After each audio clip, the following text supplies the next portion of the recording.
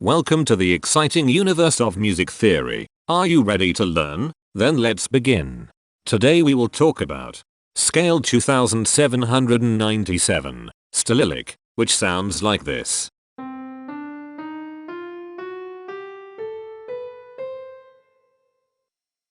This scale has 8 tones, which means it is called an octatonic scale. This is a bracelet notation diagram of scale 2797. The shaded circles represent tones that appear in the scale, and they are read clockwise, starting at the top.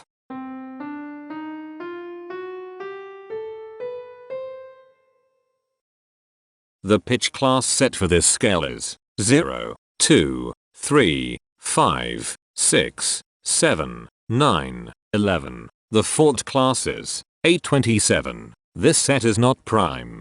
The structure of a scale is a description of the interval distance between each successive tone. This scale has a structure of 2-1-2-1-1-2-2-1.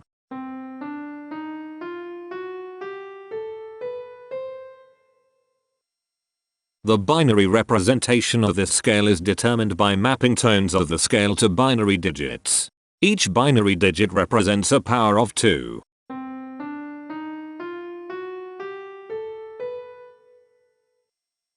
To get the scale number, we add the powers of 2 together.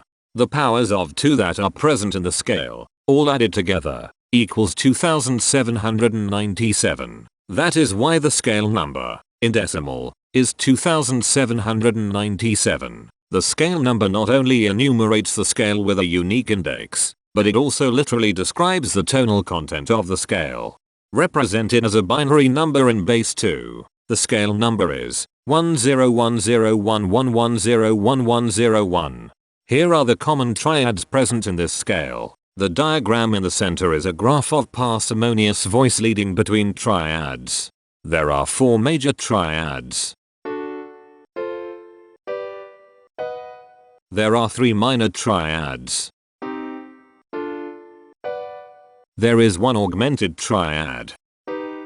There are 5 diminished triads. Here is a Hamiltonian path of parsimonious voice leading that uses all the triads.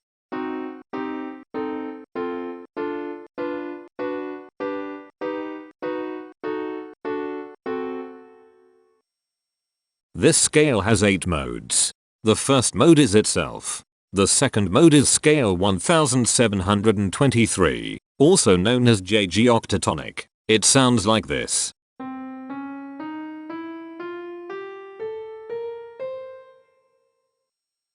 The third mode is scale 2909, also known as macrylic. It sounds like this.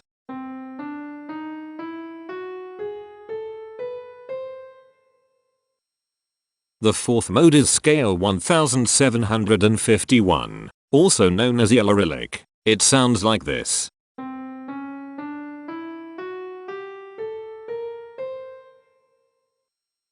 The fifth mode is scale 2923, also known as barylic. It sounds like this.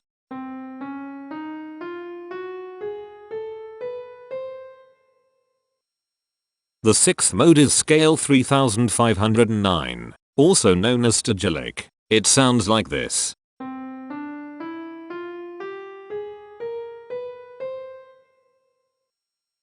The seventh mode is scale 1901, also known as iodilic. It sounds like this.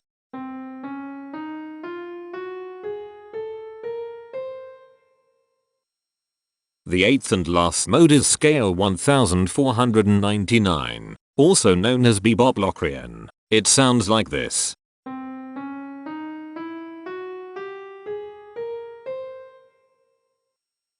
Imperfections are tones that have no tone a perfect fifth interval above them.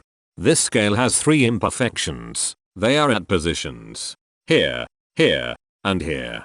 Hemitones are instances where 2 tones in the scale are a semitone apart. This scale has 4 hemitones. They are at positions here, here, here, and here. Cohemitones are instances where 2 hemitones are beside each other.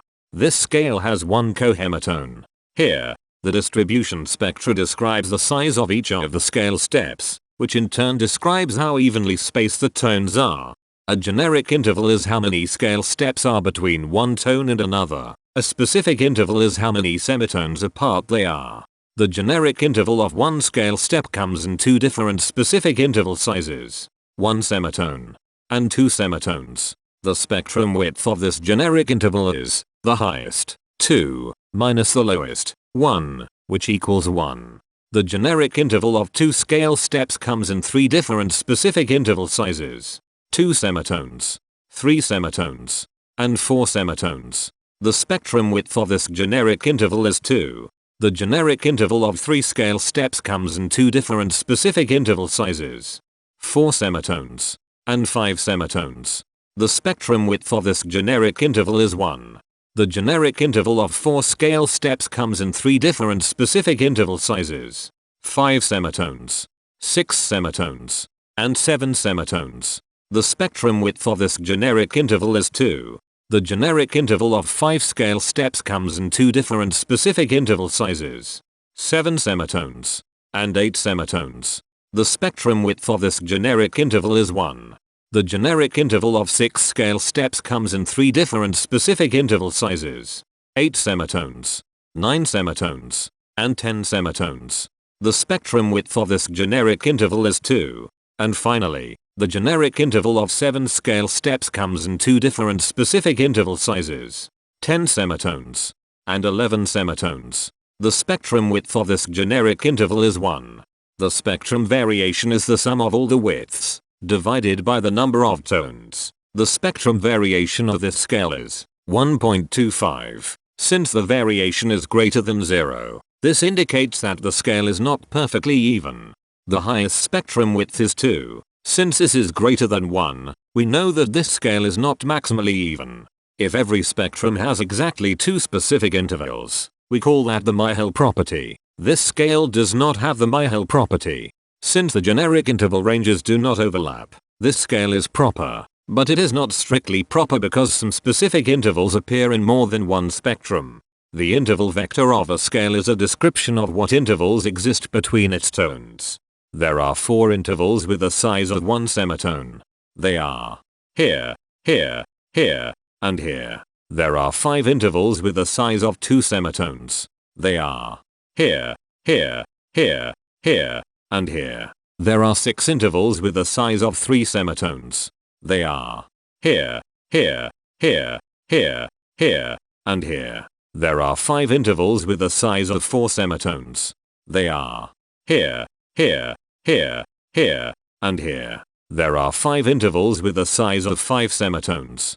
They are here, here, here, here, and here. There are 3 intervals with the size of 6 semitones. They are here, here, and here. Each interval does not appear in this scale a unique number of times, so this is not a deep scale. Heteromorphisms are comparisons between every interval in a set. They can be classified as contradictions, ambiguities, and differences. A contradiction exists when a small generic interval has a bigger specific size than a larger generic interval. For example, if a generic third interval has a larger size in semitones than a generic fourth interval, that is a contradiction. The number of contradictions in this scale is 0. An ambiguity exists when 2 intervals have the same specific size, but they have different generic intervals. For example, if a generic fourth and a generic third interval are the same size in semitones, that is an ambiguity. The number of ambiguities in this scale is 24.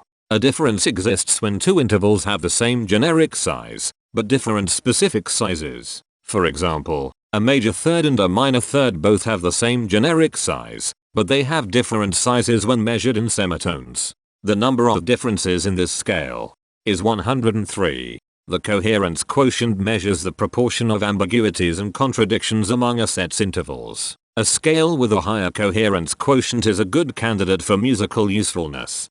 The coherence quotient is 0.91. The sameness quotient measures the proportion of heteromorphic differences among a set's intervals. A scale with a higher sameness has fewer differences, so it is also a good candidate for musical usefulness.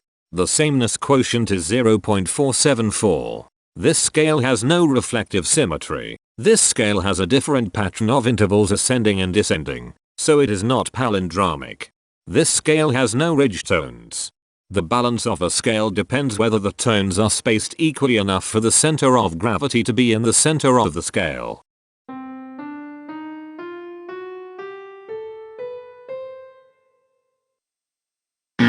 This scale is not balanced. The inverse of a scale is a mirror image. It is what you get when the sequence of intervals is reversed. The inverse of this scale is scale 1771, also known as Stalyllic. This scale is chiral. It cannot transform into its inverse by rotational transformation.